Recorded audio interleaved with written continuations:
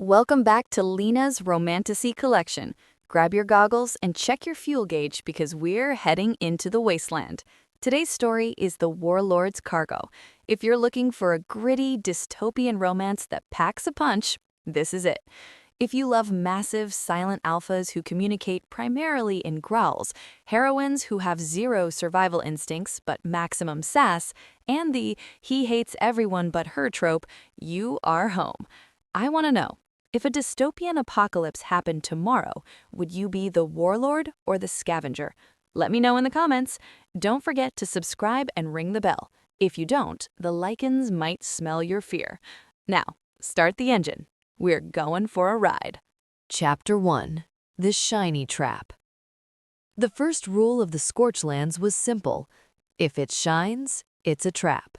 Jinx knew this rule. She had survived 24 years in the dust, radiation, and bone-dry heat by religiously following this rule. She was a rat, a scavenger-class citizen of the wastes. Rats didn't fight. They scurried, they hid, they survived on the crumbs the big predators left behind.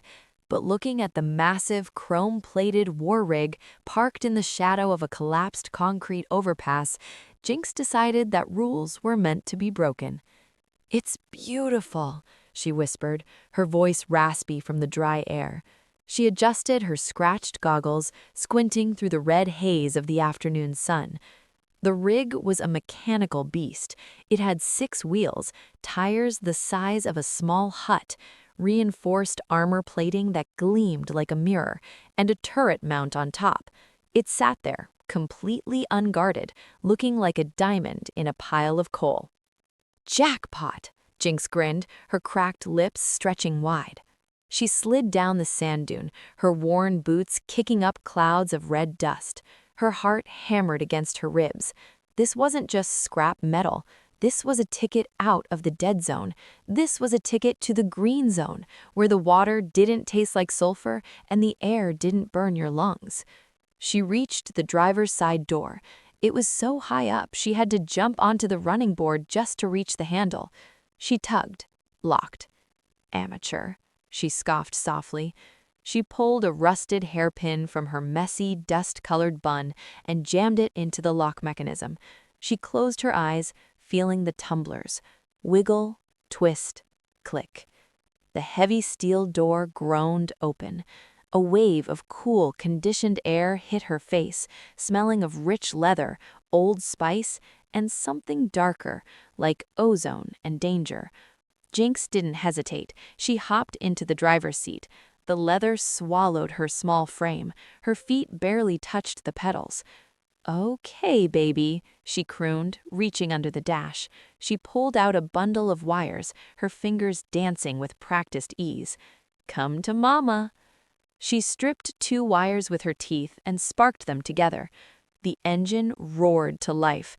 It wasn't a car engine. It was a monster waking up, a deep, guttural sound that shook her bones and vibrated through the seat, making her teeth chatter.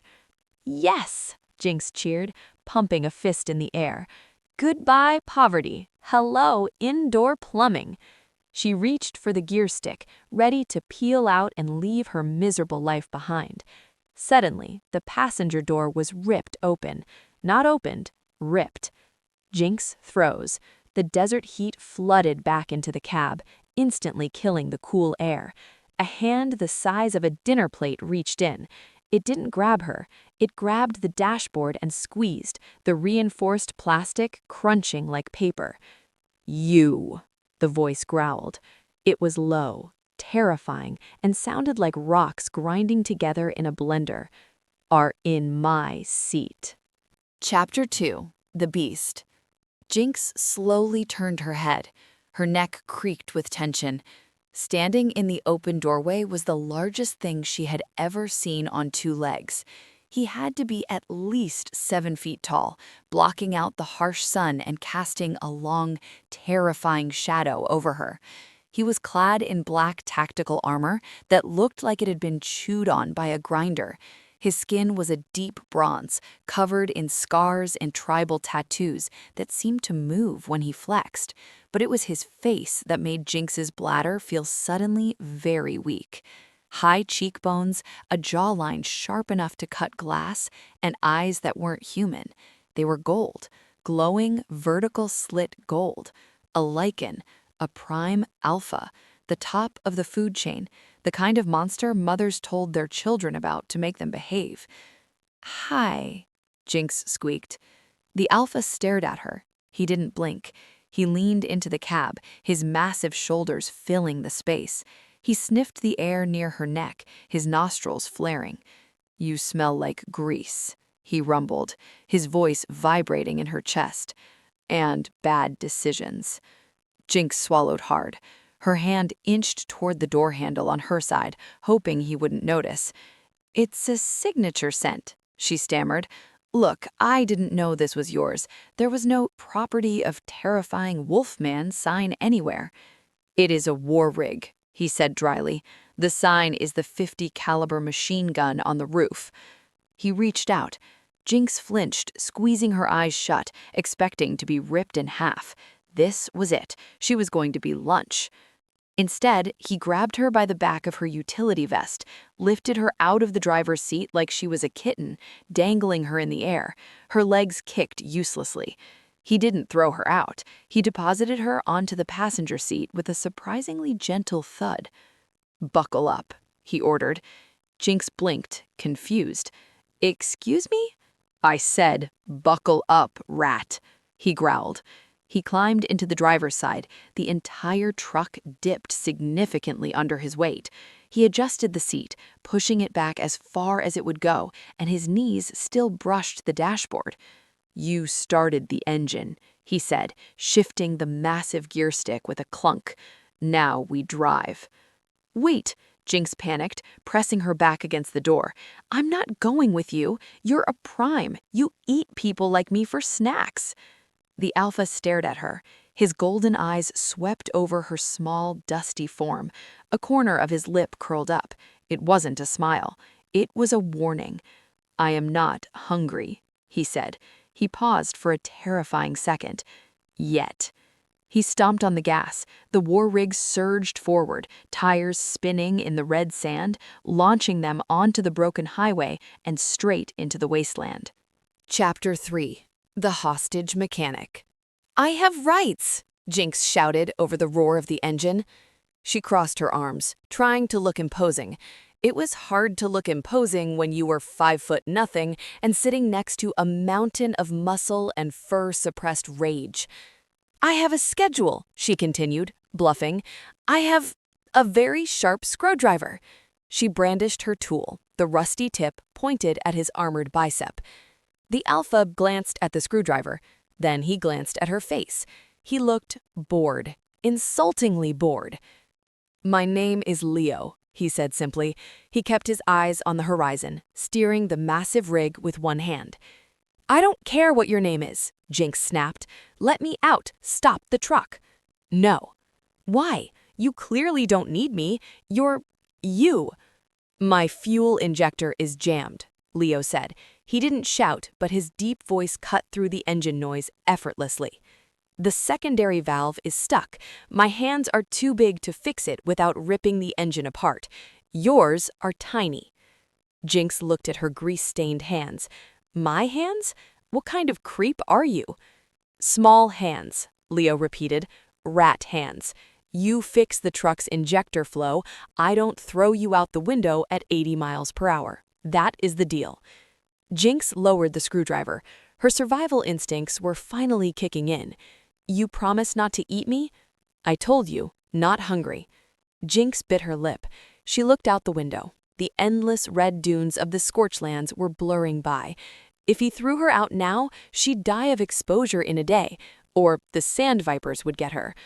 "Fine," she huffed, "but I charge for labor." Leo raised an eyebrow. "You tried to steal my truck, and now you want payment?" "I'm a professional," she said with mock dignity. 10 ration bars. 5. 8, and a bottle of real water, not the recycled stuff. Leo smirked. It was a terrifying expression that exposed the tips of his elongated canines. It sent a shiver down Jinx's spine. Half fear, half something electric she didn't want to examine. "Done," he said. He reached into the glove box and tossed a foil-wrapped bar at her. It hit her in the chest. "Eat," he commanded. "You are too skinny. If the wind picks up, you might blow away." Jinx tore into the wrapper. It was chocolate, real, actual chocolate. She hadn't tasted sugar in 3 years. She took a bite and groaned in pure ecstasy. "Okay, big guy," she mumbled with her mouth full. "You bought yourself a mechanic." Chapter 4. The Heat. They drove for hours. The Scorchlands were a brutal, unforgiving landscape. Endless dunes of red sand, jagged rock formations, and the skeletal ruins of the old-world cities poking out of the dust like tombstones. The air conditioning in the truck had died an hour ago, and the cab was sweltering. Leo didn't talk. He drove with an intense focus, his golden eyes constantly scanning the horizon, checking the mirrors. The tension in the cab was thick enough to chew. Jinx wiped sweat from her forehead. She watched him. He was sweating too, beads of moisture rolling down his bronze neck, but it seemed excessive. His skin was flushed, and every few minutes a muscle in his jaw would tick violently. "So," Jinx said, unable to handle the silence anymore, "you're a Prime. I thought you guys lived in the Citadels." Leo didn't answer. "You know, eating grapes, getting massages, fighting in the gladiator pits for glory. What is a high-ranking warlord doing out here in the dust with the garbage?" "I left," Leo said. Tight. "You left, or were you exiled?" Leo shot her a glare that could have melted steel. "I retired." "Retired warlord," Jinx mused, kicking her feet up on the dash. "That explains the brooding and the smell of blood." "That is not blood," Leo grunted, shifting in his seat as if he were in pain. "It is transmission fluid." "Sure, big guy, whatever helps you sleep." Jinx watched him closer. His hand was gripping the steering wheel so hard the leather was creaking. Veins were bulging in his forearms. "You okay?" she asked, her voice dropping the sarcasm. "You look like you're cooking in that armor." "The heat. It interferes with the... Never mind." Suddenly, Leo slammed on the brakes. The massive war rig skidded, tires screaming against the asphalt, leaving black rubber streaks on the road. Jinx flew forward, the seatbelt catching her hard across the chest, knocking the wind out of her. "Ow! What the hell?" she wheezed. "Get down," Leo ordered. His voice had dropped to a subsonic growl that made the hair on her arms stand up. "Why?" "Raiders. Carrion gang." Jinx looked out the windshield. On the horizon, a cloud of dust was approaching fast. Motorcycles, buggies, and a monster truck painted with white skulls. "Oh no," Jinx whispered, her blood running cold. "That's the Vulture Corp. They don't just rob people. They mount heads on their hoods." "Then stay in the truck," Leo said. He unbuckled his seatbelt. "What are you doing?" Jinx shrieked. "Drive! Go around them!" "They are faster than the rig," Leo said. He opened his door. The heat of the desert rushed in. "Cover your ears, rat."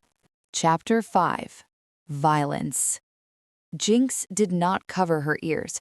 She watched through the dirty windshield, fascinated and horrified, as Leo stepped out onto the burning asphalt.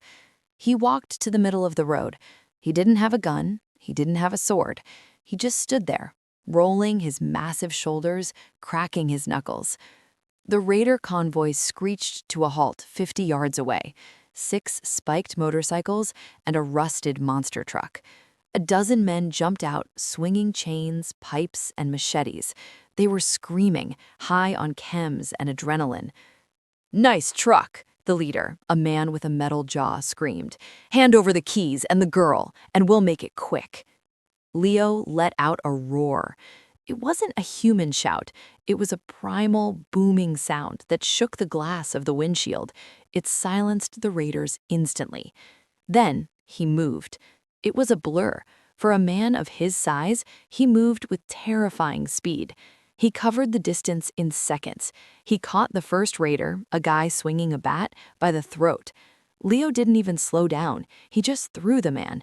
The raider flew through the air and crashed through the windshield of the monster truck. Chaos erupted. "Kill him!" the leader screamed. They swarmed him. Jinx covered her mouth. "He's going to die," she whispered. But he didn't die. He was a force of nature, a hurricane of fists and claws. A biker swung a chain. Leo caught it, yanked the man forward, and clotheslined him. Another raider fired a pistol. Ping, ping. The bullets sparked off Leo's armor. He ignored them. He grabbed the shooter by the vest and tossed him into a doom like a rag doll. It wasn't a fight. It was an extermination. In 2 minutes, 12 men were unconscious, groaning in the sand or running for their lives into the desert. Leo stood amidst the carnage. He was breathing heavily, his chest heaving. He wiped a speck of dust off his shoulder. Jinx pressed her face against the glass. Her heart was pounding so hard she thought it might explode. She had never seen violence like that. It was efficient, brutal, and terrifyingly attractive. Leo walked back to the truck. He climbed in and slammed the door. The silence in the cab was heavy. "Did you—" Jinx stammered, staring at him with wide eyes. "Are they dead?" "Sleeping," Leo lied. He put the truck in gear. His hands were shaking slightly. Jinx noticed his eyes. They weren't just gold anymore. They were flickering with red sparks. "The fuel injector is acting up again," he growled, his voice strained. "Fix it while I drive." "Now?" Jinx yelped. "Now!" Leo roared, slamming his fist on the steering wheel. "Before I change my mind about eating." Jinx scrambled for her tools. She didn't argue. You didn't argue with a force of nature. You just held on and prayed. Chapter 6. The Mechanic.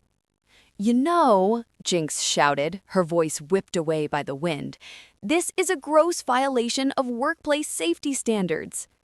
She was hanging halfway out of the passenger window of the war rig. The desert floor was blurring past underneath her at 80 miles per hour. If she slipped, she wouldn't just be roadkill, she'd be red paste. "Stop talking," Leo's deep voice rumbled from inside the cab. "Fix the valve." "I'm trying," Jinx yelled back.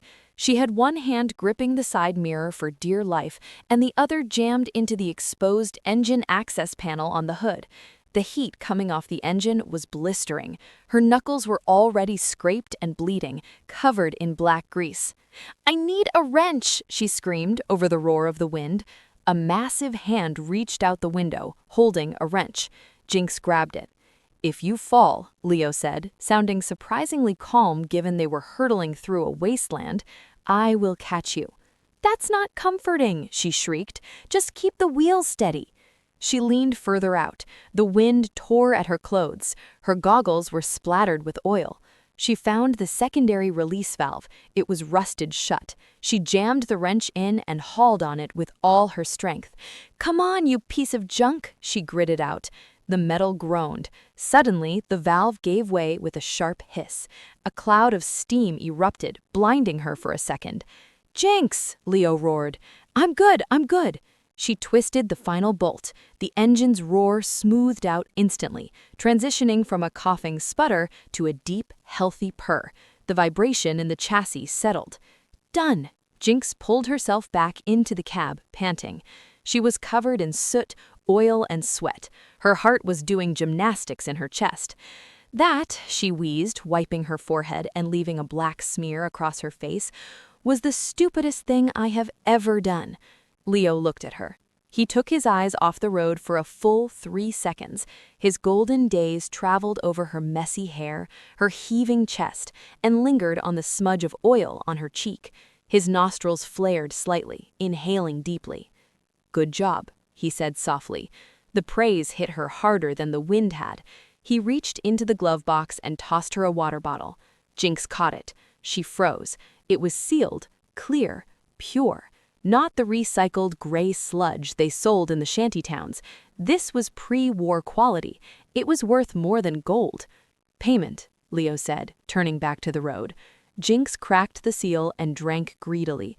It was the best thing she had ever tasted. She wiped her mouth with the back of her hand. "Thanks," she whispered. She looked at him. "So where are we actually going? You're driving north, but there's nothing north except radiation and mutants." "We are going to the ice wall," Leo said. Jinx choked on her water. "The ice wall? That's a myth. It's a bedtime story. And even if it's real, it's 1,000 miles away through the dead zone." "It is not a myth," Leo said grimly, "and I have to get there before the full moon." "Why? Do you turn into a pumpkin?" Leo gripped the wheel tight. "I turn into a monster. My suppressor chip is failing. If I don't get to the cold, the heat of the scorchlands will burn out my neural pathways. I will go feral." Chapter 7. Campfire. They stopped for the night in a narrow canyon, hidden from the main road. The rock walls towered above them, blocking out the wind but trapping the cold of the desert night. Leo built a fire using dried scrub brush and a piece of old tire. It burned with a black smoke that smelled of chemicals, but it provided light. Jinx sat on a flat rock, hugging her knees. She watched him. Leo had taken off his chest armor. Underneath, he wore a tight black undershirt that did absolutely nothing to hide the sheer size of him. His arms were corded with muscle, covered in scars that told a violent history. He was poking the fire with a metal rod, the flames reflecting in his golden eyes. He was terrifying, yes, a literal killing machine, but he had also kept his word. He gave her water. He saved her from the vulture corp. "Why didn't you just kill me?" Jinx asked suddenly. The silence was too loud. Leo didn't look up. "When?" "Back at the overpass, or when the raiders came. You could have snapped my neck and saved yourself the trouble. I'm just a rat." Leo stopped poking the fire. He looked at her across the flames. "You have spirit," he said slowly, his voice low and rumbling like distant thunder. "Most rats scurry. They beg. You tried to steal my truck with a hairpin. It was amusing." "I'm glad my felony was entertaining," Jinx muttered, wrapping her arms tighter around herself. "Also," he said. He stood up and moved closer. Jinx stiffened. He sat down on a rock near her. He was so big that his presence felt like a physical weight. He wasn't looking at the fire anymore. He was looking at her throat. "You do not smell like fear. Everyone smells like fear. It is bitter, sharp." "I'm pretty sure I smell like grease and sweat right now," Jinx argued, feeling a blush heat her cheeks. "No," said Leo. He leaned in slightly, inhaling. "You smell like hope." Jinx blinked. Her breath hitched. "It's the chocolate," she whispered weakly. "No," said Leo, his eyes locking onto hers. "It is you." For a moment, the air between them crackled. It was magnetic, dangerous. Jinx felt a pull toward him that defied all logic. He was a predator, and she should be running, but she didn't want to run. "So," she said, her voice trembling, breaking the spell, "if you go feral, what happens?" Leo leaned back, the moment broken. His face hardened. "I lose my mind. The animal takes over completely. I kill everything in sight until my heart bursts. Then I die." "Oh," said Jinx, her voice small. "That's bad." "It is why you must leave me when we reach the border of the dead zone," Leo said heavily. "I am dangerous, Jinx, especially to you." "I know," said Jinx. She looked at the fire. "But you gave me water. In my book, that makes you one of the good guys." Chapter 8. The Nightmare. Jinx slept in the cab, curled up on the passenger seat. It was uncomfortable, but it was safe. Leo insisted on sleeping on the roof of the truck to keep watch. In the middle of the night, a sound woke her. It wasn't the wind. It was a low, pained whimpering, then a growl that sounded like tearing metal. Jinx sat up, rubbing her eyes. "Leo?" A heavy thud shook the roof, then another. He was thrashing. Jinx opened the door and climbed out. The night air was freezing, but heat was radiating from the top of the truck like an oven. She climbed the side ladder. "Leo?" He was lying on his back, thrashing in a restless sleep. He was soaked in sweat. His skin was flushing a deep, angry red. "No," he groaned, his voice thick with agony. Don't touch her. Get back. Hey, Jinx reached out. Wake up, you're dreaming. She touched his shoulder. Leo roared. He sat up with supernatural speed. His eyes snapped open, but they weren't gold, they were blood red. His pupils were blown wide. He swung his arm blindly, a backhand that would have taken Jinx's head off if she hadn't ducked. Whoa! Jinx scrambled back, nearly falling off the roof. Leo, it's me, the rat, Jinx. Leo froze. He was panting, his chest heaving like a bellows. He stared at her, his claws extended, digging grooves into the metal roof. Confusion warred with instinct on his face. He looked like a wild animal cornered in a cage. Jinx? He breathed. It sounded painful. You are safe? I'm fine, she said, holding her hands up soothingly. She crept closer. You're burning up. The chip, Leo gasped, clutching his chest over his heart. It is degrading faster than I thought. The heat of the day, it accelerated the process. I am cooking from the inside out.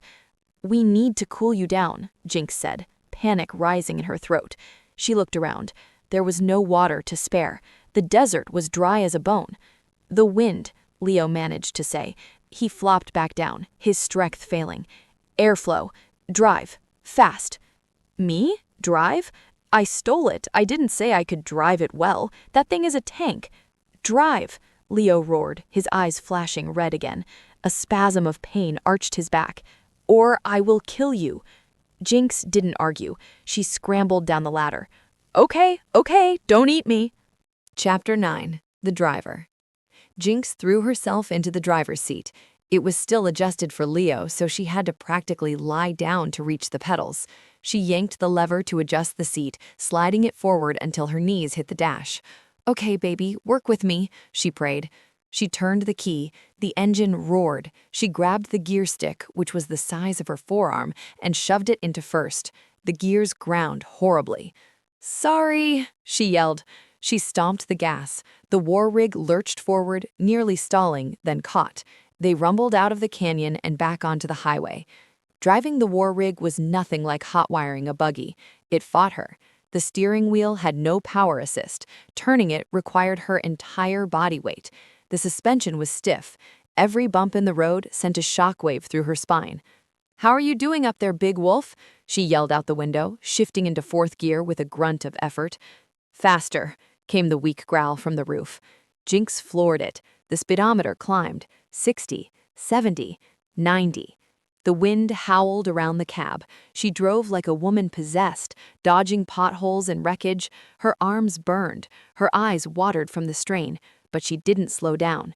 She drove until the sun began to peek over the horizon, painting the sky in purple and gold.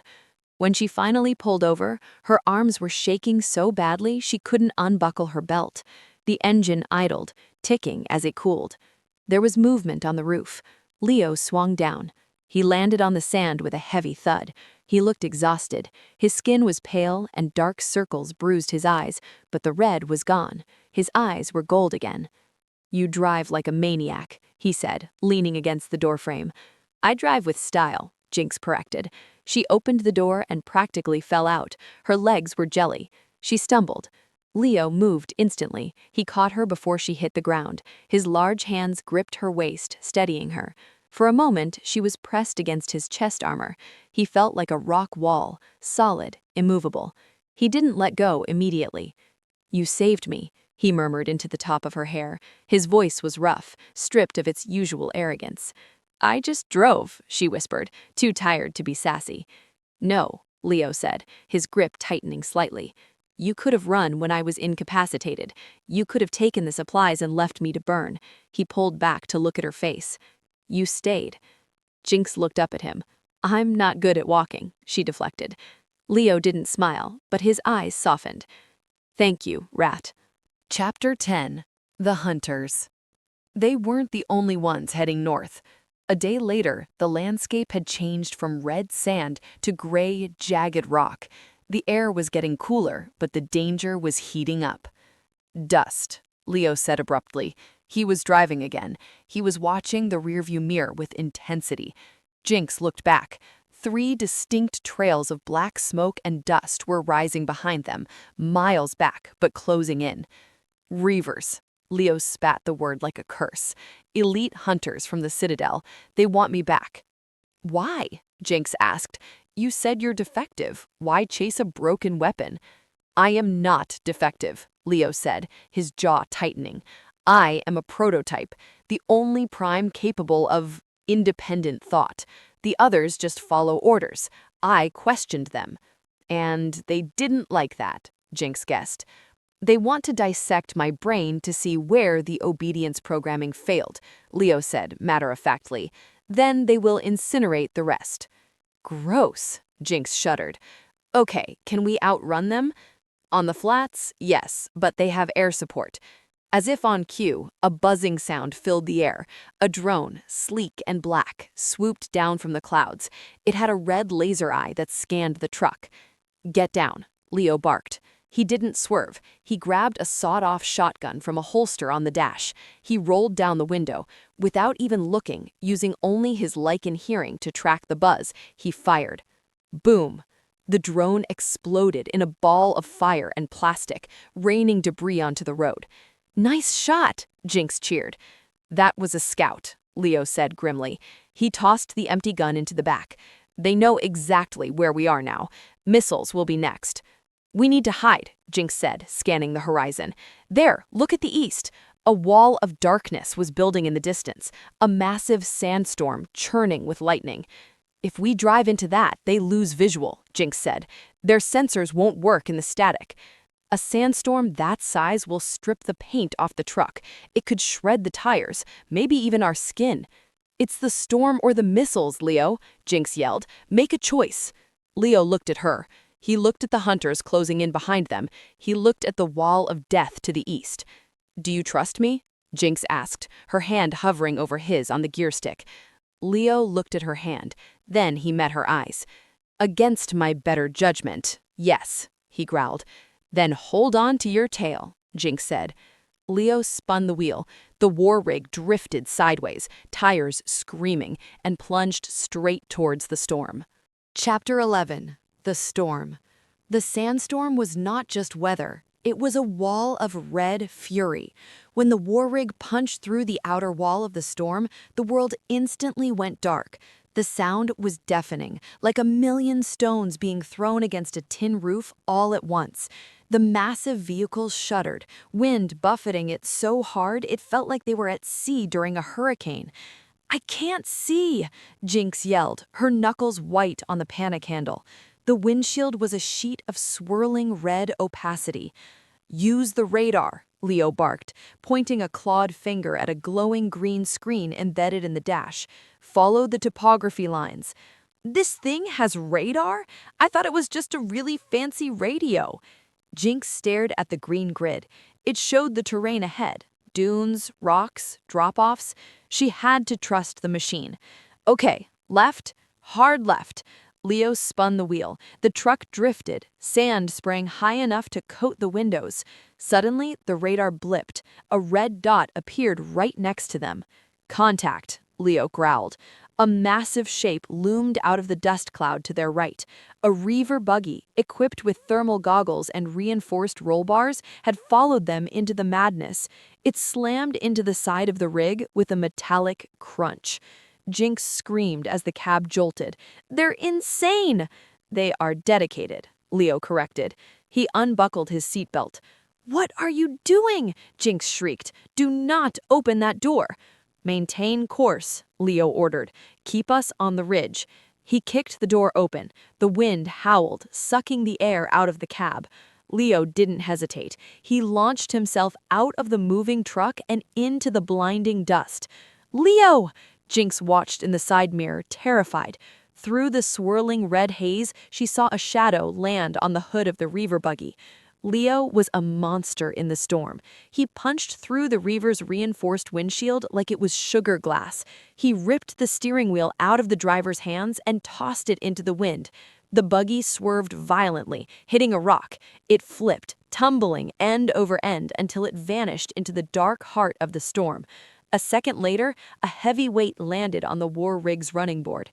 Leo climbed back inside, dusting his hands from his armor like a wet dog. He slammed the door shut. "Keep driving," he said, dusting off his hands. "You are insane!" Jinx laughed hysterically, tears of adrenaline pricking her eyes. "You just jumped." "I am efficient," Leo smirked, though he looked pale. The exertion in the heat was costing him. "Now watch the radar. We are not out of this yet." Chapter 12. The Cave. The storm raged for 2 days. They couldn't keep driving blindly forever, so they took shelter in a massive limestone cavern system near the edge of the dead zone. It was dark inside, damp and smelling of ancient earth, but it was quiet. Jinx shivered violently. The temperature drop in the desert at night was brutal, especially after the sweatbox of the storm. Her thin scavenger vest offered zero protection against the damp cave air. Her teeth chattered so loud they echoed off the walls. Leo sat on the other side of the small fire they'd made from driftwood found in the cave steps. He watched her shivering. "Come here," he ordered. "Why?" Jinx stuttered, hugging her knees. "You are freezing. I am running at a core temperature of 105 degrees. It is logic." Jinx hesitated. Intimacy wasn't something she was used to. In the Scorchlands, you didn't touch people unless you were fighting them or stealing from them, but the cold was biting into her bones. She crawled over to where he sat. Leo opened his arm, lifting his heavy cloak. Jinx sat next to him. He was radiating heat like a furnace. Slowly, tentatively, he wrapped his arm around her shoulders and pulled her flush against his side. He was huge. She felt tiny against him, engulfed by his scent of spice and ozone. "Better?" he asked, his voice a low rumble against her ear. "Yeah," she whispered, leaning her head on his armored shoulder. "Much better." They sat in silence for a long time, watching the fire dance. "Leo?" "Hmm?" "When we get to the ice wall, will you be cured?" Leo stiffened slightly. "There is no cure for the degradation of the neural chip. Once it starts, it cannot be stopped." Jinx sat up, looking at his face. "So what does the ice do?" "Stasis," Leo said softly. "I will freeze myself. Cryogenic suspension. I will sleep until the world is cooler, until technology advances enough to fix me." "Sleep? For how long?" "Centuries," Leo said, staring into the fire. "Maybe forever." Jinx felt a lump form in her throat. The thought of him frozen in a block of ice, alone in the dark, made her chest ache. "So, this is a one-way trip?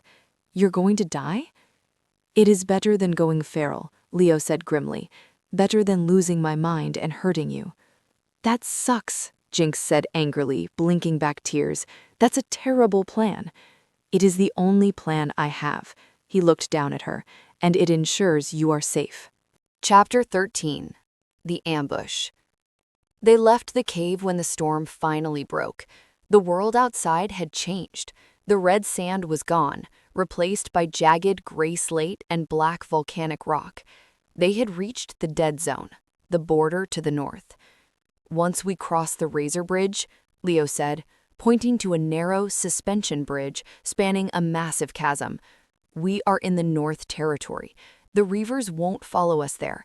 The radiation creates interference for their vehicles." "Finally," Jinx sighed, looking at the bridge. It looked rickety, but it was the only way across. They drove onto the bridge. The metal grating sang under the war rig's tires. The sound was rhythmically hypnotic, echoing off the canyon walls below. For a few seconds, there was only the wind and the hum of the tires, a peaceful moment that felt almost suspicious in the dead zone. Jinx relaxed her grip on the door handle, exhaling a breath she hadn't realized she was holding. Then, the world disintegrated. Boom! An explosion rocked the front of the truck. The rig lurched violently to the left. "Blow out!" Leo roared, fighting the wheel. It wasn't just a tire. A landmine had been planted on the bridge. The front axle snapped. The massive truck spun out of control, slamming into the concrete barrier. Jinx's head cracked against the dashboard. Darkness swam in her vision. Her ears were ringing. "Jinx!" Leo's voice sounded far away, underwater. She felt herself being dragged out of the wreckage. The smell of burning rubber and gasoline was choking. She blinked her eyes open, coughing. They were surrounded. Not by reavers and buggies, but by elite Citadel Guard in dropships. They had flown ahead and laid a trap. 20 soldiers in white tactical armor had weapons trained on them. Standing in front of them was a woman in a pristine white lab coat, holding a tablet. "Subject 7, she smiled coldly. "You look terrible." Leo stood over Jinx, shielding her body with his own. He was bleeding from a cut on his head, blood running into his golden eye. He was swaying, the crash having disoriented him. "Let her go," Leo snarled, his claws extending. "She is nothing, a rat. She was just cargo." "Oh, she's not nothing," the scientist laughed. "She's your leverage. We know your psych profile, Leo. You've bonded with the scavenger, which makes her very valuable to me." "Run, Jinx," Leo whispered. "No," she groaned, trying to stand. Leo roared and lunged at the guards, trying to create an opening for her. He moved fast, but they were ready. 4 soldiers fired shock batons simultaneously. Blue lightning arced through Leo's body. He convulsed, his roar turning into a pained cry, and crashed to his knees. "No!" Jinx screamed, scrambling toward him. A soldier grabbed her by the hair and slammed her face into the dirt. Everything went black. Chapter 14. The Citadel. Jinx woke up on a cold metal floor. She groaned, rolling over. She was in a cell. 3 walls of concrete, 1 wall of energy bars buzzing with blue light. It was clean, sterile, terrifying. "Leo?" she whispered, her voice raspy.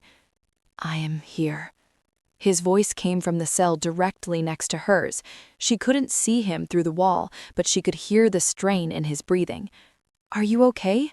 she asked, pressing her hand against the cold concrete separating them. "They drugged me. Suppressors. Heavy dose. I can't shift. I can barely move." Jinx checked her pockets. Empty. Her tools, her goggles, even her hairpins were gone. She felt naked without them. "We have to get out," Jinx said, pacing the small cell. "The scientist, she said she wanted to study you." "Jinx," Leo said, his voice firm, "listen to me closely. When they come for me, do not fight. Do not look at me. Act like a rat. Act scared." "I am scared," Alex admitted. "Good. Use that. Survive. Promise me." "I'm not leaving you," she said stubbornly. "You have to," Leo said. "You were just a mechanic. You owe me nothing. Our contract is void." "I owe you my life," Jinx yelled at the wall. Tears streamed down her face. "And I stole your truck. I have to return it to the owner." Leo let out a weak, dry chuckle. It turned into a cough. "Keep the truck, rat. It suits you." "Stop talking like you're dead," Jinx slammed her fist against the wall. "I'm getting us out of here. I fix things. That's what I do. I fix broken engines and I fix broken situations. This cannot be fixed, but you can be saved." Footsteps approached down the hall. Heavy boots. "They are coming," Leo whispered. "Remember, survive." Chapter 15. The Experiment. The scientist stood outside the cells, flanked by 4 heavy guards. "Time for the dissection," she chirped, looking at her tablet. "Bring the Alpha to the lab." The guards deactivated the energy field on Leo's cell. They dragged him out. He was limp, his massive body heavy and uncooperative. His feet dragged on the floor. "No!" Jinx threw herself at her own bars. The energy field shocked her, throwing her back, but she scrambled up again. "Leave him alone!" They dragged Leo into the lab directly opposite the cells. The walls were glass. Jinx could see everything. They strapped him to a vertical metal table. The scientist began attaching sensors to his chest and temples. "Let's see what makes the wolf tick," the scientist said, her voice amplified by the intercom. She picked up a laser scalpel. It hummed with a menacing red light. Leo lifted his head. He looked through the glass, straight at Jinx. His golden eyes were dim, drugged, but filled with a desperate plea. He mouthed one word: run. Jinx felt something snap inside her. She wasn't a soldier. She wasn't a warlord. She couldn't punch through walls or rip people in half. She was a scavenger. She was a rat, and rats knew how to get into places they weren't supposed to be. She looked at the control panel for her cell's energy field. It was on the outside, but there was a maintenance hatch near the floor on the inside, a small panel for drainage. Desperate times, she muttered. She ripped the metal egglet off her shoelace, which she hid earlier. It was tiny, flimsy, but it was metal.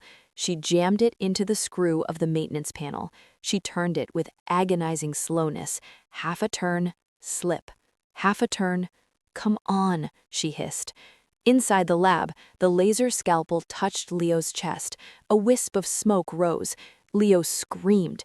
The sound tore through Jinx like a physical blow. She kicked the panel. It popped off. Behind it were wires. She didn't know which was which, but she knew how electricity worked. She grabbed a handful of wires and yanked them hard, twisting the exposed ends together. Spark. The lights in the hallway flickered. The hum of the energy field on her cell stuttered. She threw her shoulder against the field. It shocked her. Pain lanced through her arm, but it was weaker. She gritted her teeth and shoved. Pop. The fuse blew. The energy bars vanished. Jinx burst out of her cell. The guards were all in the lab, focused on Leo. The hallway was empty. She didn't run for the exit. She looked at the lab door. It was locked. She looked at the fire safety station on the wall. A heavy red fire extinguisher hung there. Jinx grabbed it. It was heavy, but adrenaline made it feel like a feather. "Hey, witch!" Jinx screamed. The scientist turned toward the glass. Jinx ran and hurled the fire extinguisher with every ounce of strength she possessed. It smashed through the glass wall of the lab, showering the room in shards. "Oops, I think I broke your window." Chapter 16. The Rat Bites Back. The sound of shattering glass was the dinner bell for chaos.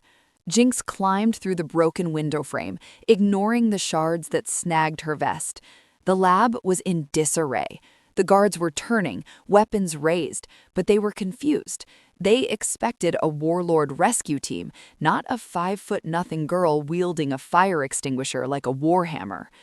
"Get her!" the scientist shrieked, ducking behind a console. "Eat foam, creep!" Jinx pulled the pin and squeezed the handle. A massive cloud of white chemical suppressant sprayed into the room, blinding the guards. They coughed, firing wildly into the ceiling. Jinx didn't fight them. She ducked under the confusion, scrambling on all fours toward the power grid on the far wall. She knew machines. She knew that the restraints holding Leo were magnetic. She reached the main junction box. She didn't have tools, so she used the bottom of the extinguisher. Clang, clang, crack. The metal casing bent. She saw the copper coils inside. She took a deep breath, wrapped her jacket around her hand, and ripped the main coil out. Zap!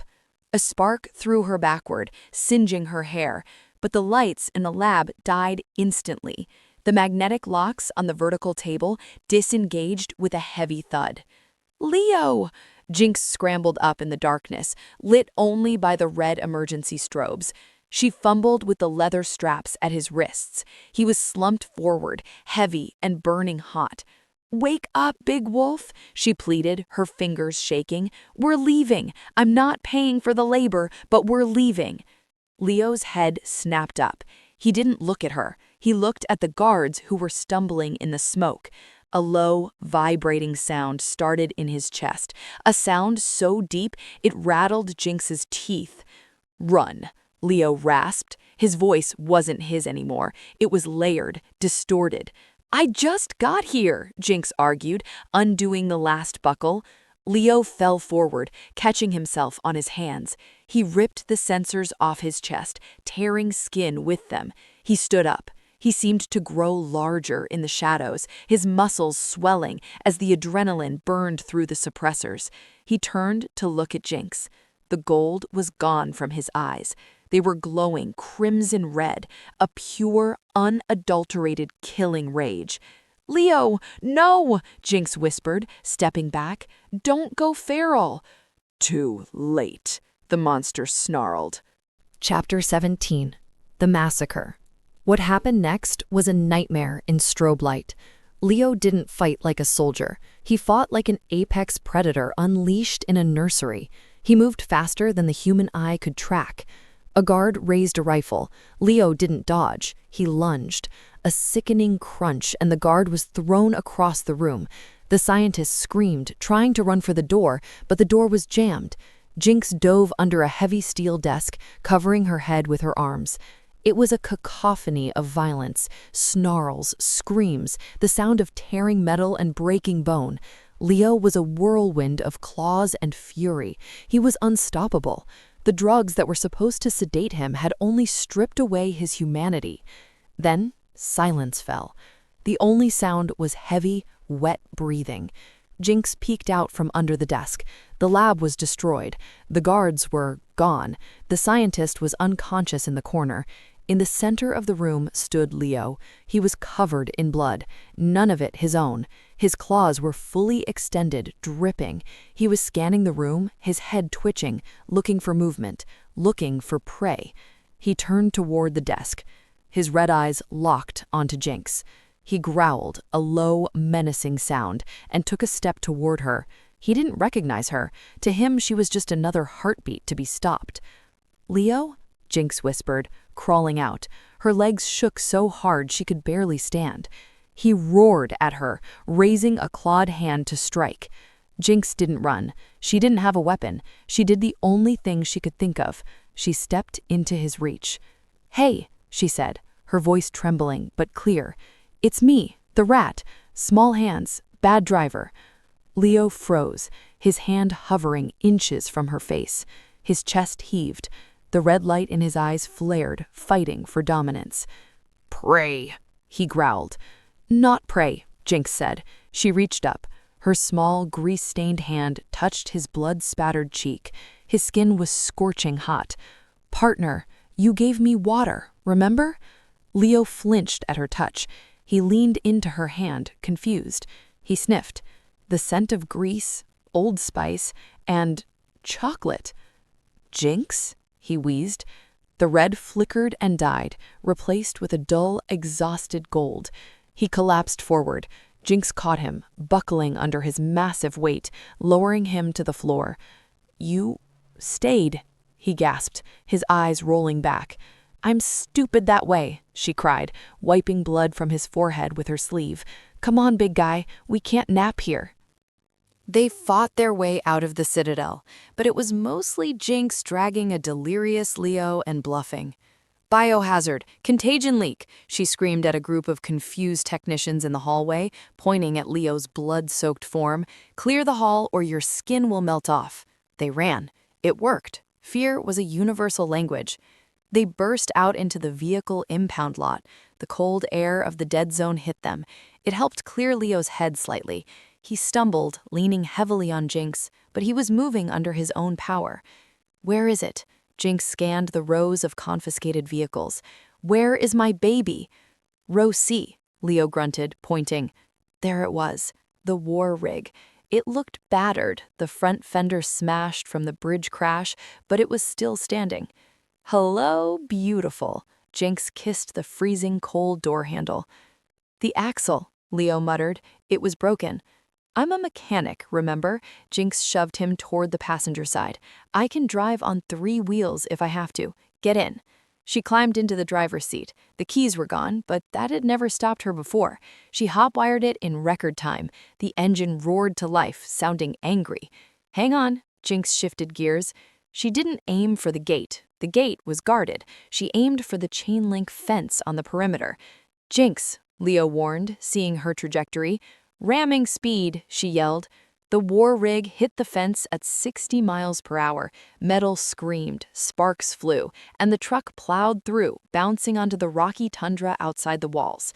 "We're out," Jinx laughed, adrenaline crashing through her system. "We made it." "They will follow," Leo said, slumped in the passenger seat. His skin was gray now. The burst of energy from the feral state was gone, leaving him hollowed out. Let them, Jinx said, her eyes on the horizon. We're going to the ice, and nothing is stopping this truck.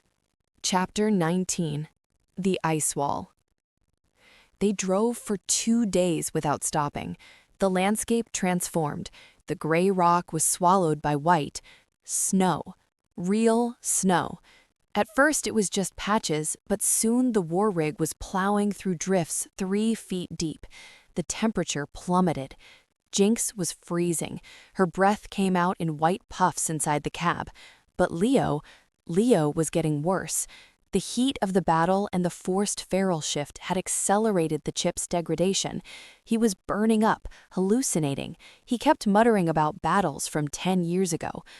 "Jinx," he mumbled, his head lolling against the window. "Leave me here. The snow is cold. It feels good."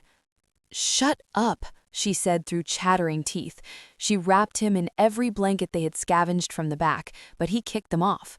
Finally, they saw it. The ice wall, a massive glacier rising thousands of feet into the air, shimmering blue and white. At its base was a heavy metal door set into the rock, an ancient cryo facility from the old world. Jinx stopped the truck. The silence of the snow was overwhelming. "We're here." She shook Leo's shoulder. "Wake up, Sleeping Beauty. Last stop." Leo opened his eyes. They were dim, the gold fading to a dull amber. "The vault," he rasped. Jinx helped him out. The wind bit at her exposed skin, numbing her fingers instantly. She practically dragged Leo to the door. He punched in a code with a shaking hand. The heavy blast doors hissed open. Inside, it was a tomb of ice and steel. Rows of empty glass pods lined the walls. "Here," Leo pointed to a pod near the control console. It was active, a soft blue light humming inside. "Put me in." Jinx opened the glass lid. A cloud of nitrogen gas spilled out. "Okay, get in." Leo stumbled into the pod. He lay back against the cushioning. He looked up at her. For the first time in days, he looked peaceful. The cold was already soothing his overheated system. "Thank you," he said. "When will you wake up?" Jinx asked. Tears were freezing on her cheeks. "When the world is safe, when the chip can be fixed." "That could be never," Jinx sniffed. "Then, never." He reached for the button to close the lid. "Wait!" Jinx screamed. She jammed her hand into the gap before the glass could seal. The safety mechanism engaged and the lid stopped. "Jinx," Leo looked panicked. "Move your hand. The sequence has started." "I'm not leaving you alone in a popsicle stand for 1,000 years, she yelled, her voice echoing in the cavern. "You cannot stay," Leo growled. "You are human. You will freeze. Go back to the truck. Go south. Live your life." "My life is you, you idiot. I don't want the south. I don't want the dust. I love you." The silence in the cave was deafening. Leo stared at her, stunned. "You love the monster?" "I love the mechanic and the terrible driver and the guy who promised not to eat me." Chapter 20. The Choice. Leo looked at her hand blocking the door. He looked at her tear-stained face. His heart, which had been preparing to slow down for stasis, beat hard against his ribs. "If you go into stasis," Leo said slowly, emphasizing every word, "you lose everything. Your world, your time, everyone you know will be dust when we wake." "My world was dust and scraps," Jinx said, wiping her nose. "You're the only shiny thing I found in 24 years. She looked around the room. There was another pod right next to his. It was empty, but the light was green. Active. "There," she pointed. "Double occupancy." Leo reached out and grabbed her hand through the gap. His skin was cold now, matching hers. "If we wake up," he said, his voice possessive and intense, the alpha tone returning, "I will never let you go. You understand? No more running, no more contracts. You will be mine, forever. Jinx felt a shiver that had nothing to do with the cold. Is that a threat or a promise? A vow, Leo said. I will claim you, rat, in whatever world we wake up in. Promise? Jinx smiled through her tears. Promise, Leo swore. Jinx pulled her hand back. The lid of Leo's pod hissed shut. He watched her through the glass, his hand pressed against it. Jinx didn't hesitate. She ran to the pod next to him. She scrambled in. It was tight, claustrophobic, and smelled of sterile air. She lay back. She could see Leo through the glass of her pod. He was watching her. He didn't close his eyes until she was safe. See you in the future, Big Wolf, she whispered. She hit the activation button. Hiss. The lid sealed. A cold gas filled the chamber. Her lungs seized. Her vision began to blur at the edges.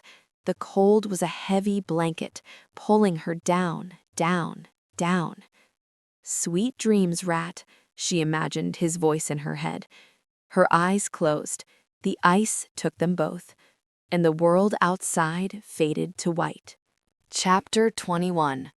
The Long Sleep. Hiss. The sound was sharp, piercing the silence of centuries. Jinx gasped, her lungs expanding painfully as they sucked in air for the first time in forever. It tasted sterile, metallic, cold. She coughed violently, her body convulsing as the cryofluid drained from the pod. She tried to sit up, but her muscles felt like wet clay. She collapsed back against the padding, shivering uncontrollably. Her vision was a blur of blue light and white fog. Leo? She croaked. Her voice was a rusted hinge. It barely made a sound. She blinked, trying to clear the cryo-sickness from her eyes. She turned her head toward the pod next to her. It was open, and it was empty. Panic, cold and sharp, spiked through her chest, overriding the physical weakness. "Leo!" she screamed, though it came out as a strangled yelp. She scrambled out of the pod. Her legs gave way instantly, and she hit the metal floor hard. She dragged herself up, using the rim of the pod. "Big Wolf!" she yelled, looking around the cavernous room. Silence, just the hum of the old machines and the dripping of condensation. Had he woken up first? Had he left? Or worse, had the power failed? Had he died in his sleep while she lay frozen next to him? "No, no, no," she whimpered, stumbling toward the exit of the chamber.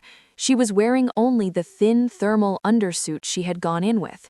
The air in the facility was freezing. She reached the heavy blast doors. They were open. She stumbled into the corridor. It was dark, illuminated only by emergency strip lighting on the floor. "Leo!" A shadow detached itself from the wall at the far end of the hall. "I am here." Jinx froze. The voice?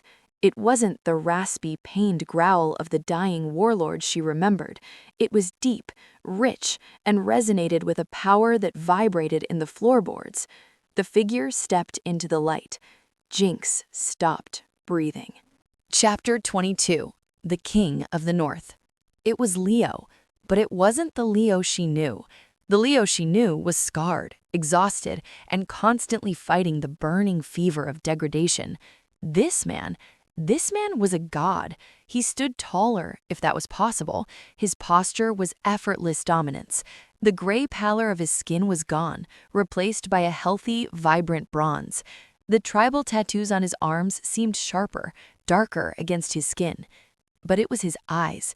They weren't red. They weren't the dull, dying amber of the cave. They were gold, molten, electric, terrifyingly bright gold. He wore furs, a heavy cloak made of thick, white pelts that he must have scavenged from the facility's emergency stores. He looked like a barbarian king. "You're okay," Jinx whispered, her knees trembling. Leo walked toward her. He moved with a predatory grace that was silent and terrifying. He stopped inches from her. He radiated heat.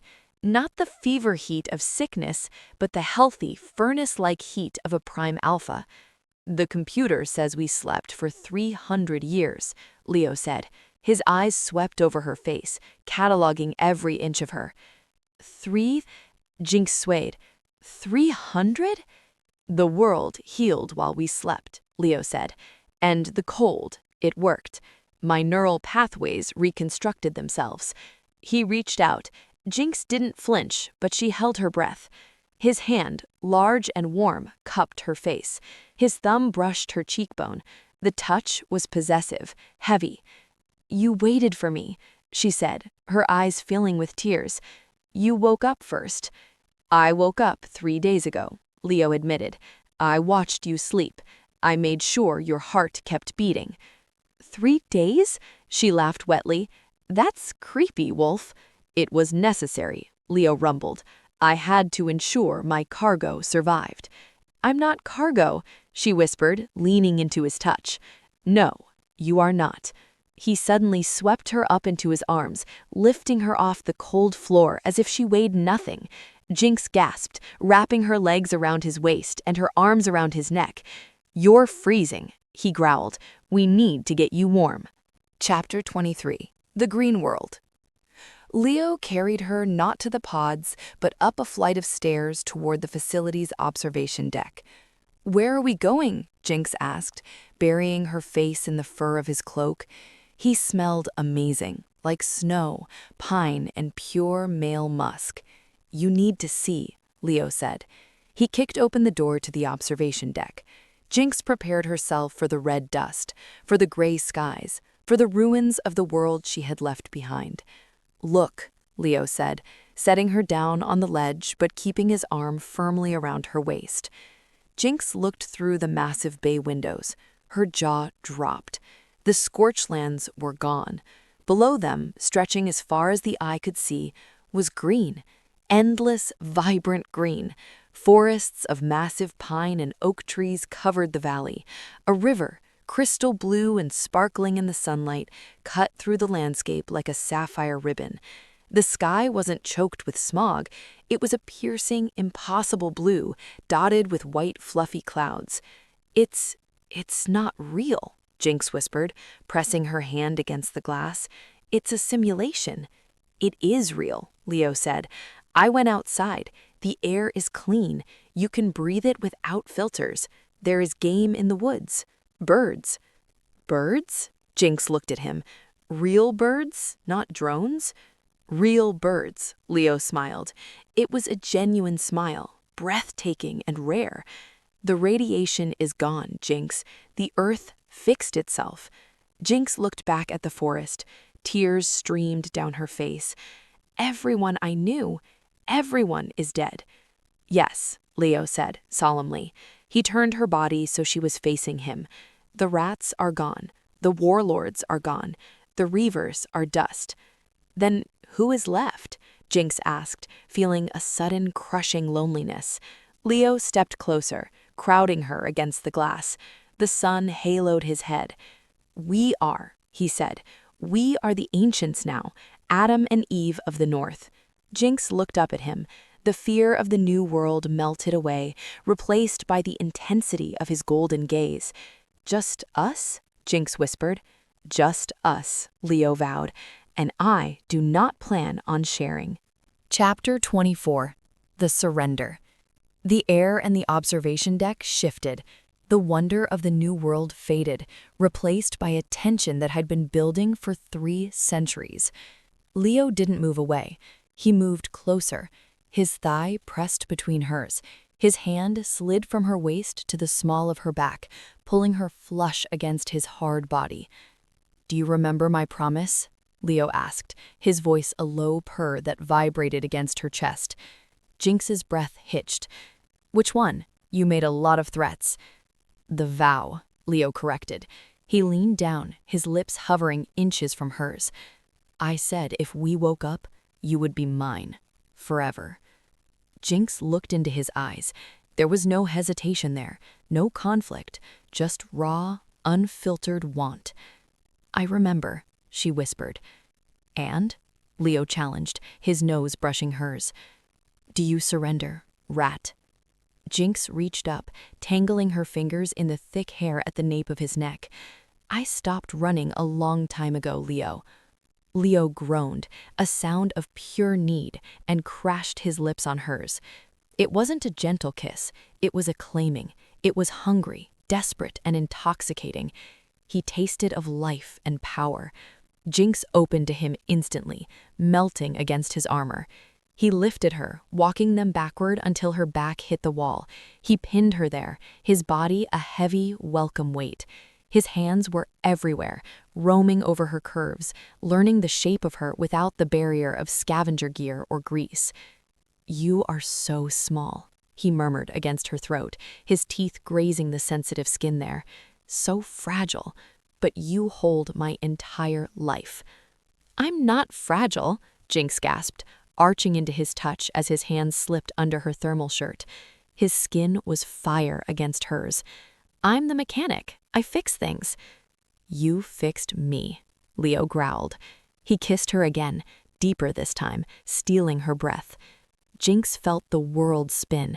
There was no truck, no wasteland, no danger. There was only him, the heat of him, the sheer, overwhelming size of him. When he finally pulled back, they were both panting.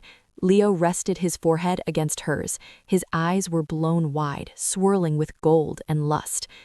Say it, he commanded softly. I'm yours, Jinx breathed, surrendering her heart, her body, and her future in 3 syllables.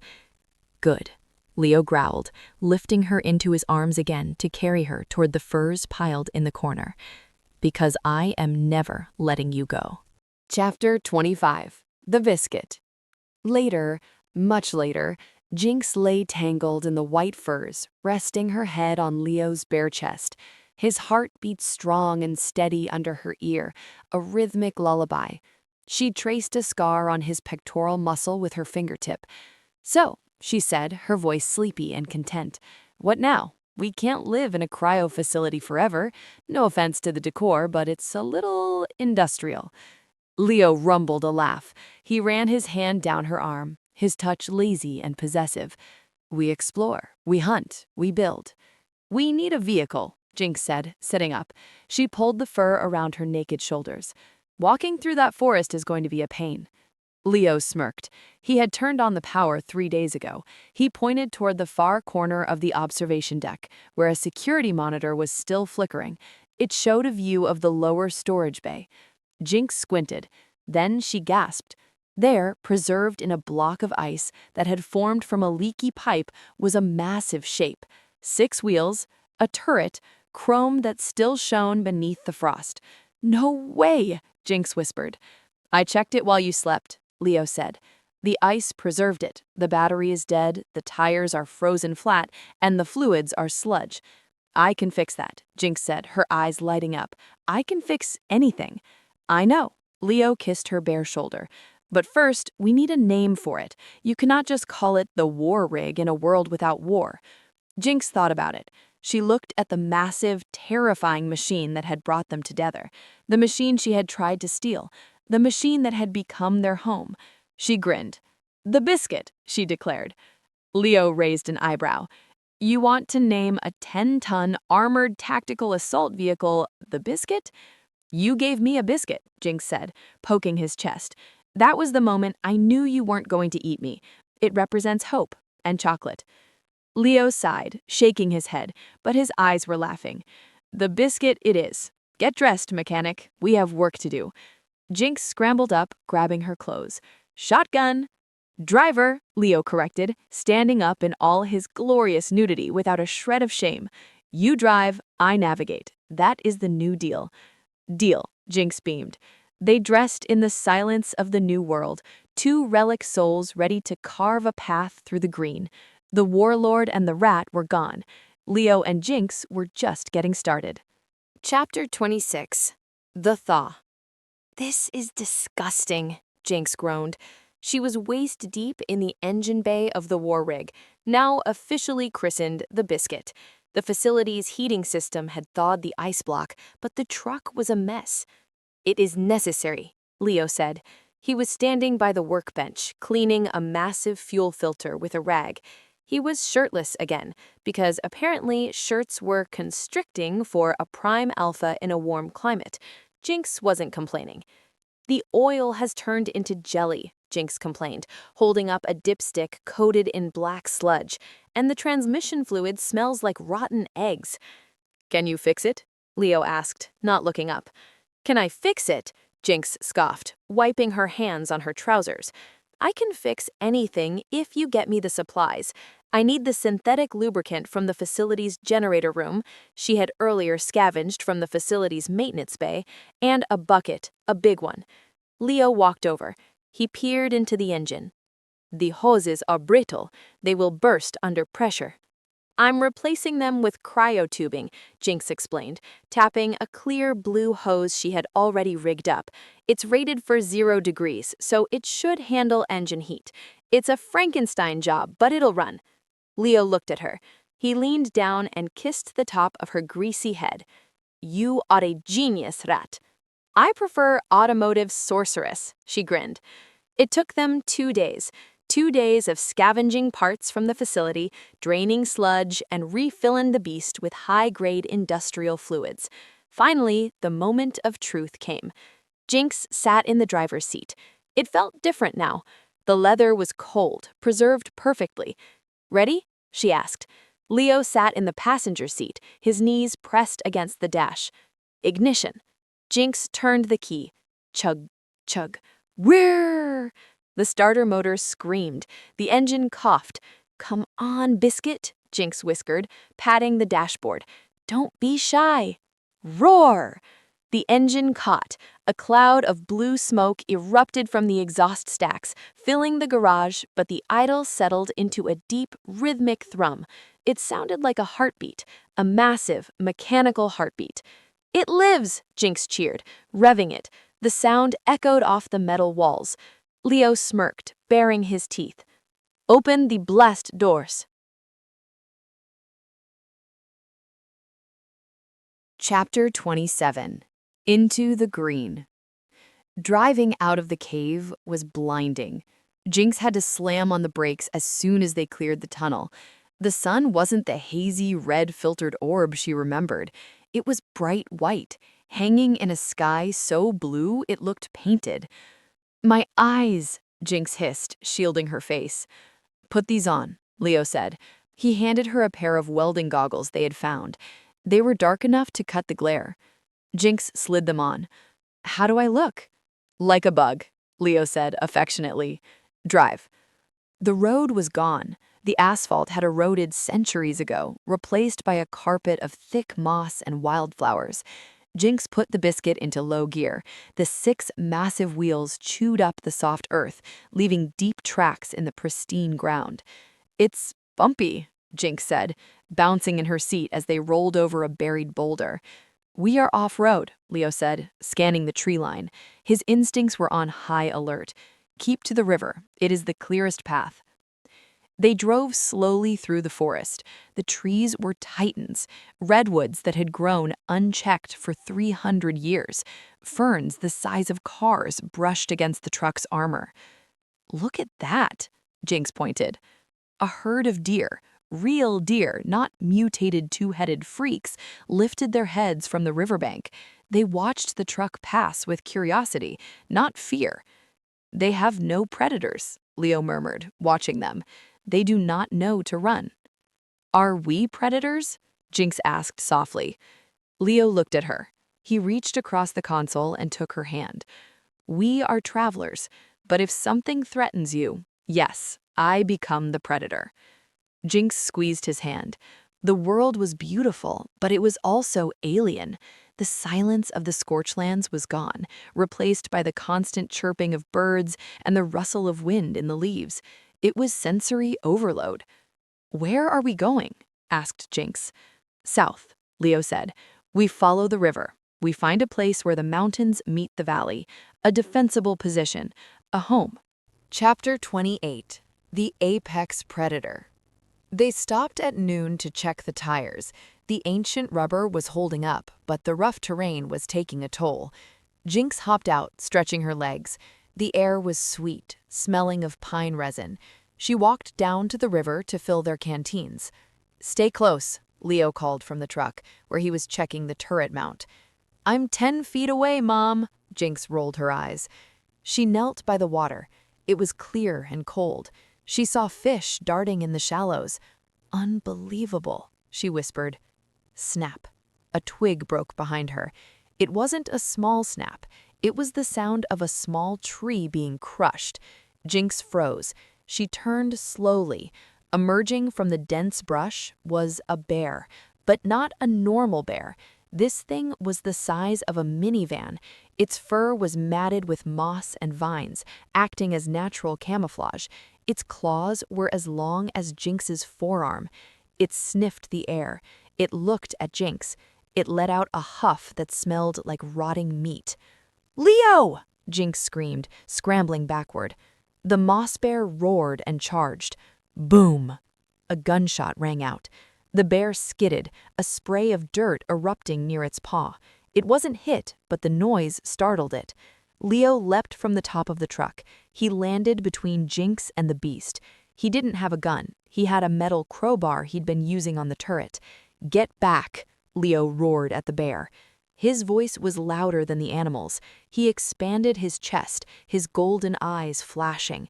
He challenged the beast, not as a human, but as a Prime Alpha. The bear hesitated.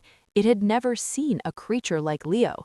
It stood on its hind legs, towering over him, easily 12 feet tall. Leo didn't back down. He snarled, baring his fangs. "Mine!" The bear swiped. Leo ducked under the massive paw, swinging the crowbar with bone-crushing force. Crack! He hit the bear in the knee. The beast howled. "Jinx, the truck!" Leo yelled. Jinx was already moving. She scrambled up the side of the biscuit. She didn't go for the driver's seat. She went for the roof. She jumped into the turret seat. "Eat lead, Yogi!" she screamed. She racked the charging handle of the heavy machine gun. It was stiff with age, but she put her weight into it. She spun the turret. Rat, rat, rat, rat, rat, rat. She fired a burst into the dirt in front of the bear. The ground exploded. The bear decided that the loud metal thunder beast was not worth the trouble. It dropped to all fours and crashed back into the forest, disappearing into the green. Leo stood his ground until the noise faded. He turned to look up at Jinx. "Yogi?" he asked, breathing hard. "Old world reference," Jinx panted, her hands shaking on the gun grips. "You okay?" "I am fine," Leo grinned, wiping a speck of dirt from his chest. That was invigorating. Chapter 29. The Nest. They didn't stop again until the sun went down. They found a clearing on a high ridge overlooking the valley. Leo built a fire. Real wood, not chemical logs. The smoke smelled pleasant. They sat on the hood of the truck, eating processed protein packs from the facility. "So," Jinx said, swinging her legs, "nature is still trying to kill us. Good to know." "Nature is balance," Leo said. "That bear was just protecting its territory. We are the intruders." "We need a territory," Jinx said, "a place with walls. I love the fresh air, but I prefer sleeping where bears can't open the door." Leo finished his food and set the pack aside. He pulled Jinx into his lap. The night air was cooling, but his body heat was a constant comfort. "We will build one," Leo said. "I can cut trees, you can design the defenses." "A cabin," Jinx mused, leaning her head on his shoulder, "with a garage for the biscuit. And a hot water system, I can rig a solar heater. And a big bed," Leo added, nuzzling her neck. "Just one," Jinx teased. "One," Leo growled, "large enough for a pack." Jinx froze. "A pack? You mean pups?" Leo paused. He looked at the stars, so many more than she had ever seen through the smog. "Eventually, we are the last of our kind, Jinx. If we want the human race and the lichen line to survive." "Whoa, slow down, Big Wolf," Jinx laughed nervously. "Let's start with a roof. Then we can talk about repopulating the earth." "Agreed. First the roof, then the practice." He kissed her, slow and deep, under the starlight of a new era. For the first time in her life, Jinx didn't feel like a survivor. She felt like a pioneer. "Let's sleep," Leah whispered. "Tomorrow, we find the spot." They climbed into the back of the truck cab, where they had laid out the furs. It was cramped, but safe. Jinx fell asleep listening to the wind in the trees, feeling safer than she had ever had in a steel citadel. Chapter 30. The Smoke. The next morning, the mist lay heavy on the valley floor. Jinx woke up alone. Leo was already outside. She could hear him moving around. She stretched, groaning as her back popped, and climbed out. Leo was standing at the edge of the ridge, looking through a pair of binoculars. He was statue still. "What is it?" Jinx asked, walking over. "More bears?" Leo didn't answer. He handed her the binoculars without a word. Jinx lifted them to her eyes. She scanned the valley. Just trees, river, rocks. "Wait," she said. She adjusted the focus. Far down the valley, perhaps 10 miles away, near a bend in the river, there was a thin gray line rising into the sky. "Is that a forest fire?" Jinx asked. "No," Leo said, his voice tight. "Look at the base of the smoke." Jinx squinted. The smoke wasn't spreading. It was coming from a single point. It was rhythmic. Puff, puff. "It's a chimney," Jinx whispered, lowering the binoculars. Her heart hammered against her ribs. "Someone is down there, and that is not an old fire. That is fresh." "But you said everyone was dead," Jinx said, looking at him. "You said the scanners showed no human life signs." "The facility's bioscanners were designed to monitor the interior and the immediate perimeter only," Leo explained, his jaw tight. "They showed the facility was empty when I woke. I assumed the silence extended everywhere. I was wrong." "Who could have survived 300 years?" Jinx asked. "Other cryosleepers? Or descendants?" Leo said. He took the binoculars back. His face was hard again, the warlord mask slipping back into place. "Survivors who stayed in the bunkers or evolved on the surface. Are they friendly?" Leo looked at her. His golden eyes were cold. "In the history of our world, Jinx, when two tribes meet, it is rarely friendly." He turned and walked toward the truck.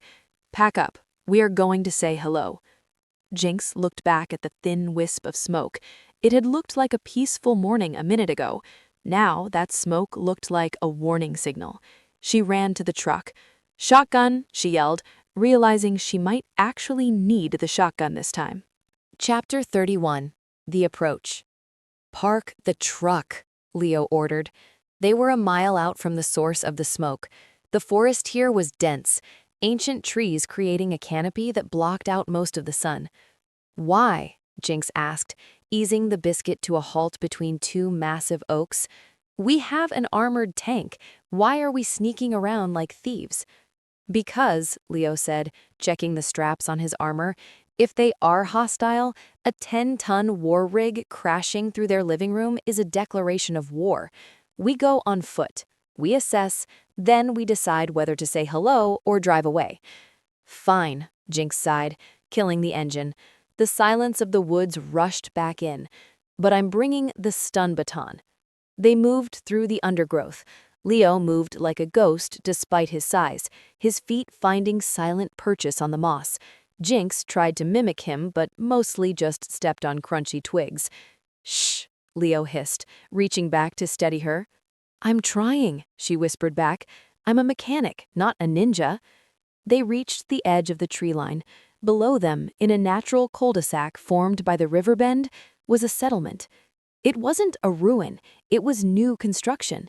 Dozens of timber cabins were arranged in a circle. There were gardens, actual green vegetable gardens with fences. There were goats grazing, and people. Jinx pulled out her binoculars. "They look human," she whispered.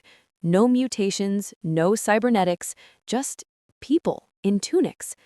"Descendants," Leo murmured. "They must have survived in the bunkers and emerged generations ago. They have regressed to an agrarian society." "Farmers," Jinx said, lowering the glasses. Leo, look at them. They're washing clothes in the river. They have children playing tag. They aren't reavers. Leo's eyes narrowed. He was looking at the perimeter. They have guards, archers on the roof, spears at the gate. They are not defenseless. We can't just hide in the bushes forever, Jinx said. She stood up. Jinx, get down, Leo hissed, reaching for her. Nope, I'm tired of MREs. I smell bread baking down there. Real bread. I'm going in. She stepped out of the tree line, raising her hands. Hello down there. Every head in the village snapped toward her. The archers drew their bows. Leo cursed in an ancient language, stood up and stepped in front of her, expanding his chest to become a human shield.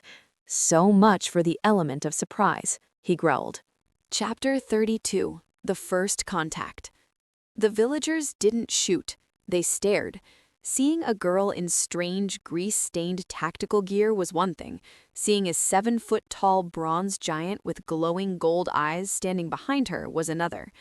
A group of 5 men armed with iron-tipped spears came running up the hill. They stopped 20 feet away, looking terrified but holding their ground. "Halt!" the leader shouted. He was a young man with a beard, wearing leather armor. "State your clan. Are you from the Sun Eaters?" "The who?" Jinx asked. "No, we're from the south, way south." "There is nothing south but the Burning Lands," the man spat. "Demon territory." Leo stepped forward. The spearmen flinched, stepping back. Leo's presence was overwhelming, a predator among prey. "We are not demons," Leo's voice boomed, deep and authoritative. "We are travelers. We seek trade." "We don't trade with giants," the man said, his hand shaking on his spear. "Go back to the mountains, monster." Leo growled low in his throat. "Hey," Jinx stepped around Leo, putting her hands on her hips. "Don't call him a monster. He's sensitive, and he's also the only reason you aren't being eaten by bears right now." "Jinx," Leo warned. "Look," Jinx said to the leader, "we have technology. We have medicine. We have a truck that can pull stumps out of the ground in 5 seconds. You guys look like you're struggling with that field over there. We help you, you give us fresh food and a place to park. Deal?" The leader hesitated. He looked at Leo's muscles, then at Jinx's earnest, dirty face. "I am Silas," the man said, lowering his spear slightly. "I speak for Riverhold, but the elder must decide." "Take us to the elder, but know this, Silas of Riverhold. If any weapon is raised against her," Leo pointed a clawed finger at Jinx, "I will burn this village to the ground." "Leo," Jinx hissed, elbowing him in the ribs, "we're trying to make friends. Stop threatening arson." "It is a deterrent," Leo muttered, but he lowered his hand. Chapter 33. The Test. The elder was a woman named Mara, with silver hair and eyes that had seen too much. She sat in the longhouse, studying them. "You speak the old tongue," she said to Leo, "the language of the before." "I was there," Leo said simply, "before the fire." Whispers broke out among the council. An ancient, a sleeper. "If you are truly an ancient," Mara said, "then you bring danger. The old world was destroyed by war. We do not want war here." "We don't want war either," Jinx pleaded. "We just want a home. We're tired of running." Suddenly, a bell rang out, a frantic, clanging alarm from the watchtower. "Wolf boars," a sentry screamed from the door. "A pack, coming from the East Ridge." Silas's face went pale. "The harvest," he gasped. "They're going for the herds." The longhouse emptied. Jinx and Leo followed them out. On the ridge, a pack of massive, mutated boars with razor-sharp tusks and wolf-like legs were charging down the slope. There were at least 30 of them. The villagers were scrambling, firing arrows that bounced off the beasts' thick hides. "They will be slaughtered," Leo said, analyzing the battlefield instantly. "Those beasts are armored." "Not against the biscuit," Jinx said, grabbing Leo's arm. "I parked it just past the tree line, remember? I didn't listen when you said a mile back. I snuck it closer while you were scouting." She grinned fiercely. "If we flank them—" Leo looked at her, impressed despite himself. "You disobeyed orders." "I improvised," she corrected. Leo grinned, a feral, battle-ready grin. "Drive them toward the river. I will hold the line. Go. Jinx sprinted for the trees. Leo drew the crowbar from his belt. It looked like a toothpick in his hand, and walked calmly toward the screaming villagers. Get behind me, Leo roared, his voice cutting through the panic. He waded into the fray. A boar charged him. Leo sidestepped, grabbed it by the tusks, and flipped the 500-pound beast onto its back with a sickening crunch.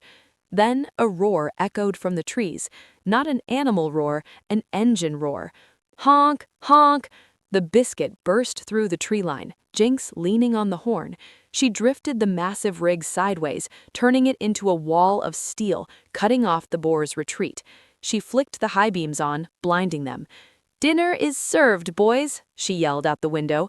Confused by the lights and the noise, the pack turned, straight into Leo.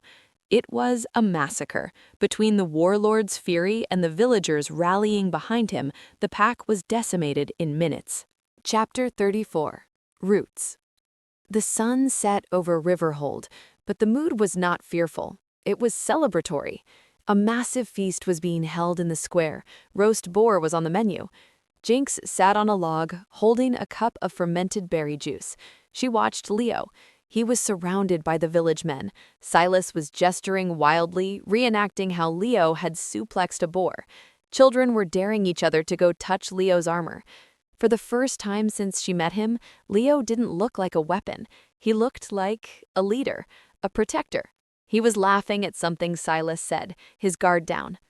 "He is a good man," Elder Mara said, sitting down next to Jinx. "He's a handful," Jinx corrected, smiling. "But yeah, he's the best." "And you," Mara noted, "you control the Iron Beast." "I just know how to tickle its engine," Jinx shrugged. "We have plenty of land," Mara said, looking out at the valley. "The West Acres are rocky, hard to plow, but a man like him and a machine like that, you could clear it in a week." Jinx felt her heart stutter. "Are you offering?" "We need protectors," Mara said, "and you need a pack. It is a fair trade." Jinx stood up and walked over to Leo. He saw her coming and excused himself from his admirers. "They want us to stay," Jinx whispered, looking up at him. "They offered us the West Acres." Leo looked around the village. He looked at the firelight reflecting in the windows of the cabins. He looked at the safety. Then he looked at Jinx. "Do you want this? Roots? Neighbors? Noise? I want a home. I want to stop sleeping with one eye open, and I kind of like them. Silas promised to teach me how to make cheese." Leo smiled, brushing a stray hair from her forehead. "Then we stay. I will build you the strongest cabin this world has ever seen." "With a garage?" "With a garage," he promised. Chapter 35. The Alpha's Legacy. 1 year later. The cabin stood on the hill overlooking Riverhold. It was built of massive logs, interlocked with a precision that only a master strategist could achieve. Next to it was a stone garage, housing the Biscuit, which now sported a fresh coat of matte black paint and a plow attachment. Inside the cabin, the fire was roaring. Jinx hummed as she tightened a screw on a water pump she was inventing for the village irrigation system. Strong arms wrapped around her waist from behind. "You have been working on that for hours," Leo murmured against her neck. "Come to bed." Jinx leaned back against him. He was warm, solid, and hers. "The village needs the water pressure, Leo. The corn is coming in." "The village can wait," Leo growled. He spun her around and lifted her onto the workbench, scattering bolts and washers. "Hey, my system!" Jinx laughed, but her hands were already in his hair. Leo stepped between her legs, his golden eyes burning with an intensity that hadn't faded in a year. If anything, it had grown stronger. The mating bond was fully settled now. He could feel her emotions, and she could feel his. Right now, he felt possessive, adoring, and hungry. "You are not the village's mechanic tonight," Leo whispered, running his hands up her thighs. "You are my mate." "Is that an order, Warlord?" Jinx teased, biting her lip. "It is a fact," Leo said. He kissed her, swallowing her gasp. The kiss was deep, slow, and intoxicating. It was the taste of a promise kept. Jinx surrendered to him completely. There was no fear anymore, no hunger, no cold. There was only this: the firelight, the safety of the walls they had built together, and the love of the monster who had saved her. She wrapped her legs around him, pulling him closer, needing to be as close as physically possible. "I love you," she whispered against his lips. "I know," Leo rumbled, burying his face in her neck. "You are my heart, Jinx, my cargo, my life." Outside, the wind howled through the new forest, but inside, everything was warm. The warlord had found his peace, and the rat had found her kingdom. And in the garage, the biscuit slept, ready for the next adventure whenever they decided to wake it up. The end. And cut! Oh my gosh, I am a puddle on the floor. The village can wait. Yes, Leo, yes, it can. I love that they found their happy ending. From escaping the scorched lands to farming corn and making cheese. What a journey. I really hope you guys enjoyed The Warlord's Cargo. If you did, please smash that like button until it breaks. It tells YouTube that you love these stories. Comment below. If you were Jinx, would you have chosen the farm life or kept driving? I read every single comment.